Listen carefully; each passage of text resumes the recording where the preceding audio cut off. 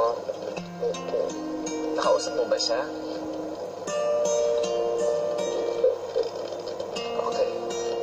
Umupo ka dyan habang tahimik ka. Kausapin mo na siya, ha? Pag ready ka na sabihin. Hold mo. Ayun na, direct tumutulo na yung ano niya. Ready? 5, 5, 7, action! Action! Hindi madaling umiyak, hindi madaling maging malungkot. Ang motivation ko po ay yung nawala si Papa Joe. Cut! Next sequence. Very good, Mai. Very good. Pagkalipas ng mabigat na eksena ni Maymay, bumalik muna sila Yayo sa tent. At nagsunod-sunod na ang iba't ibang eksena na kinunan at magiging parte ng kanilang live drama. Back up!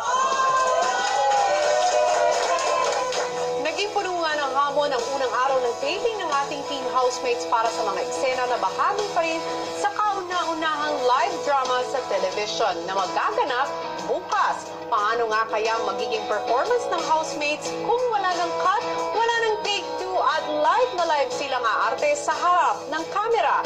At sa huli, mapagtagumpayan nga kaya nila ang ikatlong Dream Team Challenge na ito.